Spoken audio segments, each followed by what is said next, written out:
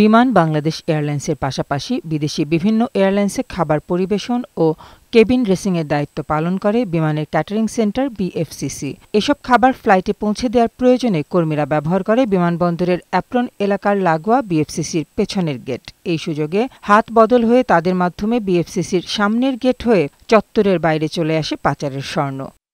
২০২২ সালের ২৫শে মে বিএফসিসির কর্মী মোহাম্মদ আব্দুল আজিজ আকন্দকে ৮ কেজি সোনার বারসহ আটক করে ঢাকা কাস্টম হাউস। চলতি বছরের ২রা সেপ্টেম্বর প্রায় ৫ কোটি টাকার ৪০টি সোনার বারসহ আটক হয় বিএফসিসির আরেক কর্মী জাহাঙ্গীর আলম। সোনা পাচারের দুটি ঘটনা ধরা পড়লেও প্রকৃত পাচার আরও বেশি। সদ্য অব্যাহতি পাওয়া বিএফসিসির মহাব্যবস্থাপক ইকবাল আহমেদ আলিজা ২০২০ সাল থেকে নিজের বলয়ের কর্মীদের অন্যান্য বিভাগ থেকে বদলি করে এনে গড়ে তোলেন সিন্ডিকেট। এমনকি চোরাচালান ও দুর্নীতির অভিযোগে চাকুরিচ্যুত সহকারী ব্যবস্থাপক মামুনুর রশিদকে পুনর্বহাল করেন। বিএফসিসির কর্মী জাহাঙ্গীর আটকের ঘটনার তদন্ত প্রতিবেদন ও বিভিন্ন সময়ের অভিযোগ থেকে জানা যায়, অনুগতদের বাঁচাতে ইকবাল আহমেদ আলিজা নিয়ম বহির্ভূতভাবে সিসিটিভির পাসওয়ার্ড নিজের আয়ত্তে নিয়ে নেন। পাসওয়ার্ডটা আমার দায়িত্বে নিয়েছে আসলে ঠিক না।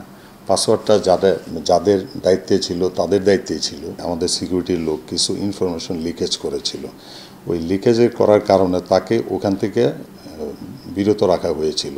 ২০২০ থেকে ২০২১ সাল পর্যন্ত প্রথম এবং দ্বিতীয় দফায় ২০২৩ সালের জানুয়ারি থেকে ১৫ই সেপ্টেম্বর পর্যন্ত বিএফসিসির মহাব্যবস্থাপক ছিলেন আলিজা। বিএফসিসির ক্রয় প্রক্রিয়ার অনিয়মের অভিযোগও রয়েছে তার বিরুদ্ধে। মাংস সরবরাহের ঠিকাদারের চুক্তির মেয়াদ শেষ হওয়ার পর নিয়ম বহির্ভূতভাবে মেয়াদ ১ মাস বাড়ান তিনি। করোনাকালে যখন বিমানের বেশিরভাগ ফ্লাইট বন্ধ, তখনও ওই ঠিকাদারের মাধ্যমে প্রায় ১,৫০০ কেজি মাংস ক্রয় দেখিয়ে ১২ লাখ টাকারও বেশি নয়ছয় করার অভিযোগ রয়েছে। নিরাপত্তা তত্ত্বাবধায়ক আবদুল্লাহ আল মামুনের বিরুদ্ধে একজন নারী সহকর্মীকে হয়রানি ও মানসিক নির্যাতনের লিখিত অভিযোগ দিলেও ব্যবস্থা নেননি আলিজা। এমনকি আলিজার অধীনে বিএফসিসিতে কর্মপরিবেশ না থাকার অভিযোগ করেন আরেক নারী সহকর্মী।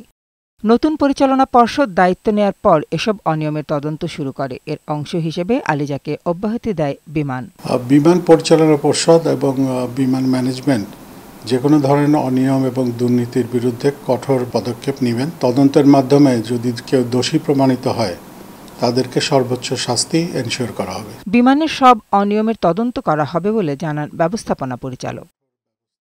রিতা নাহার, বৈশাখী সংবাদ, ঢাকা।